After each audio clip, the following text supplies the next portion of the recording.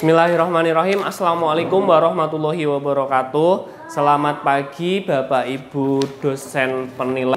Perkenalkan, saya Muhammad Rohaini, mahasiswa PPG Bat 1 PAI LPTK UIN Sunan Kalijaga Yogyakarta dengan NIM 2440412130. Saya mengajar di SLBCD YPAC Semarang.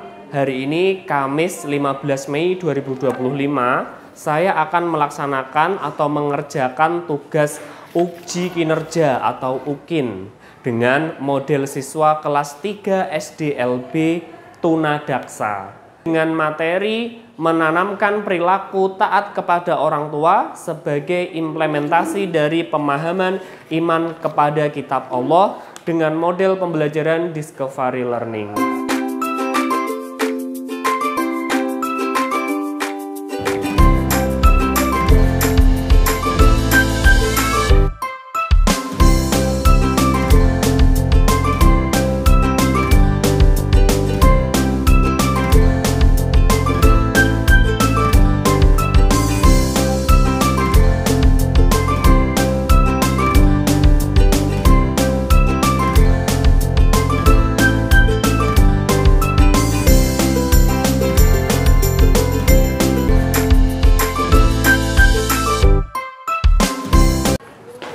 Assalamualaikum warahmatullahi wabarakatuh.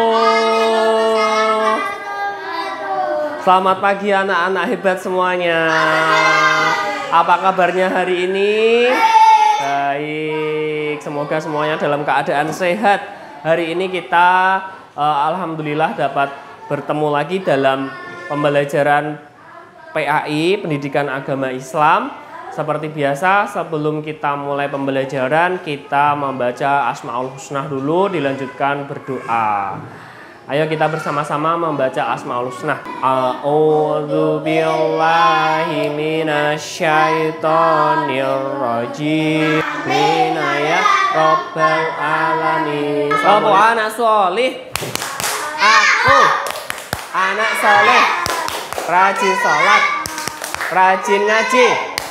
Orang tua dihormati, cinta Islam sampai mati. La ilaha illallah Muhammadar Rasulullah. Islam, rukun Islam yang 5, syahadat, sholat, puasa, zakat untuk si papa, haji bagi yang puasa. Siapa belum sholat dor, siapa belum zakat, kan rugi di akhirat, pasti Allah melaknat. Hari ini kita akan melanjutkan pelajaran kemarin tentang taat dan patuh kepada orang tua. Kita semua pasti punya orang tua kan? Punya. Orang tua kita sehariannya bekerja enggak? Bekerja. Pekerjaan orang tua kita berbeda-beda ya. Pekerjaan orang tuanya Pak Roy itu petani di sawah. Kadang juga jadi buruh atau jadi pekerja bangunan. Itu orang tuanya Pak Roy, kerja di sawah. Dulu kerja bangunan.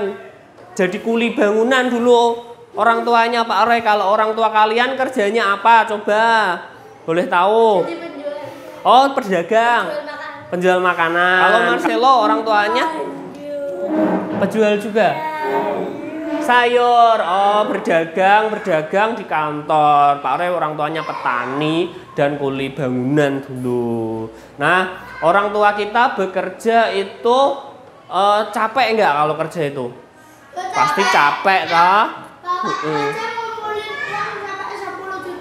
Iya. Iya, nah semua yang dikerjakan orang tua itu demi siapa coba? Apa demi bapaknya sendiri? Wah, uangnya buat bapak lah, buat seneng-seneng bapak sendiri sama ibu. Apa buat biaya kalian? Coba dipikirkan. Buat biaya sekolah, buat bayar SPP, buat beli bensin nganter kalian, buat beli makanan, buat beli beras biar kalian setiap hari bisa makan, buat ditabung buat bisa beli baju baru kalau lebaran. Itu semua adalah jerih payah orang tua. Nah, dalam kitab Al-Quran Allah memerintahkan kita supaya baik kepada orang tua. Anak itu wajib harus berbuat baik kepada orang tua. Seperti contoh pada ayat Al-Quran yang di papan tulis.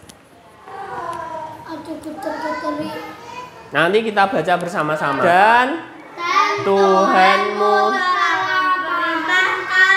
supaya kamu jangan menyembah selain Dia, dan hendaklah kamu berbuat baik pada ibu bapakmu dengan sebaik-baiknya. Jika salah seorang di antara keduanya atau kedua-duanya sampai berumur lanjut dalam pemeliharaanmu, maka sekali-kali jangan kamu mengatakan kepada keduanya perkataan "ah", dan janganlah kamu membentak mereka, dan ucapkanlah kepada mereka perkataan yang mulia. Dan rendahkanlah dirimu terhadap mereka berdua dengan penuh kesayangan.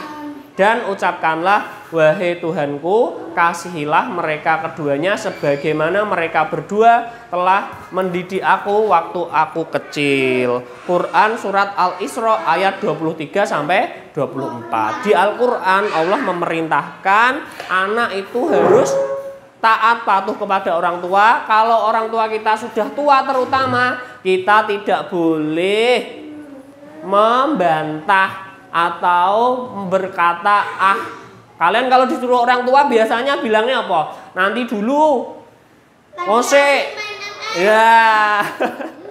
Nah, itu tidak boleh dibiasakan. Kalau orang tua kita memanggil, menyuruh kita harus segera menjawabnya, melaksanakan semampu kita. Gitu ya. Ini Allah yang memerintahkan loh ya. Itu harus wajib dilaksanakan. Kalau tidak bisa apa? Durhaka. Nah, seperti itu ya. Nanti kita akan menonton film. Mau dah nonton film? Nonton film yang berkisah, yang bertema tentang ketaatan kepada orang tua. Sudah siap semuanya? Siap. Kita akan nyalakan filmnya. Kisah Uwais Al-Qarni, pemuda yang terkenal di langit. Kisah ini bercerita tentang seorang pemuda bernama Uwais Al-Qarni yang hidup pada zaman Nabi Muhammad SAW. Nama Al-Qarni yang disematkan padanya memiliki arti yang dalam bahasa Arab penghuni langit.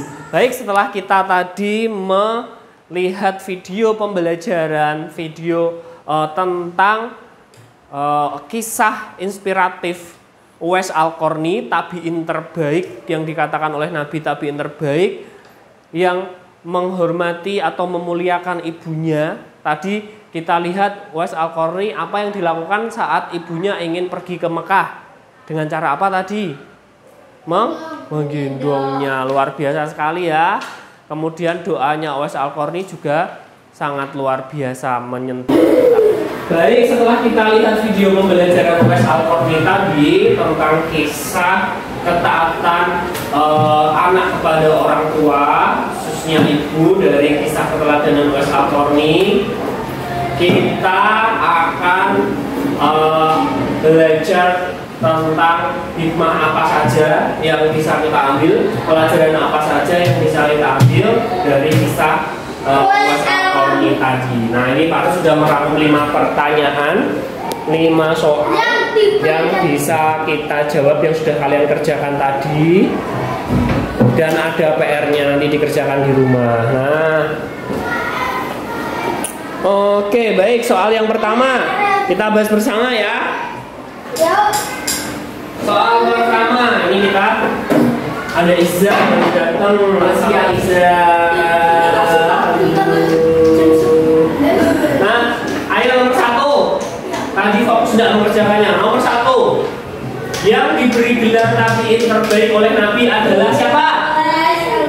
Uwais Al-Qarni. Siapa, San?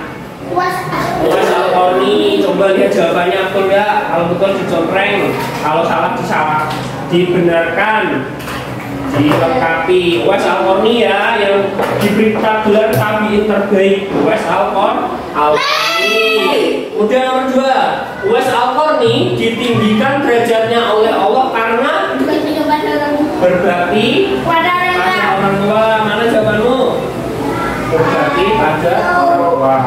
Nah, jadi kalau kita mau ditinggikan derajatnya, kita harus berbakti pada orang tua.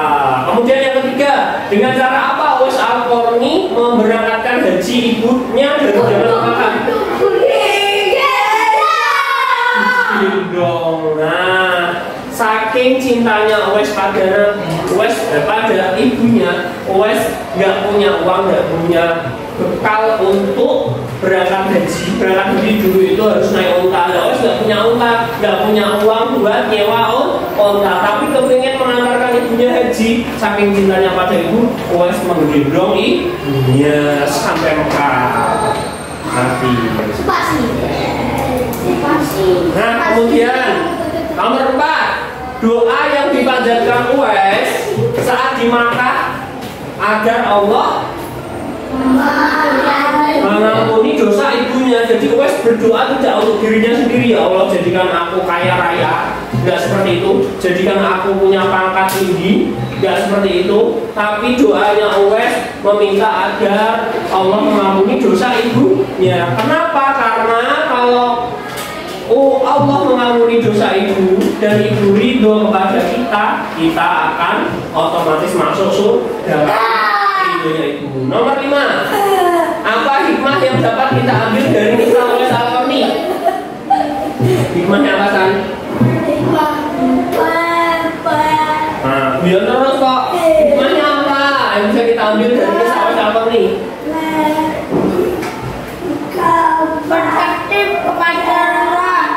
Hikmahnya anak harus berbakti pada orang tua.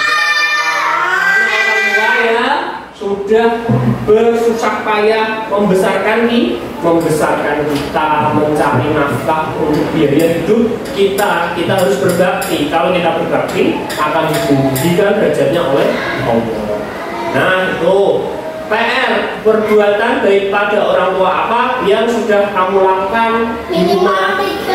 Nah, tulislah minimal 3. Kamu sudah berbuat apa saja yang perbuatan baik pada orang tua, tulis minimal 3. Paling 3. Nah, semoga kita bisa memahami pelajaran hari ini, kita bisa terapkan ke kehidupan kita. Baik, kita sebelum selesai kita hafalkan, bacakan doa kepada kedua orang tua. Bisa enggak doa untuk kedua orang tua? Bisa. Hasan bisa, Julio bisa, Marcelo bisa, Isa juga bisa ya? Bisa. Ayo kita baca. Robby Firly, ayo bersama kali doa kepada kedua orang tua.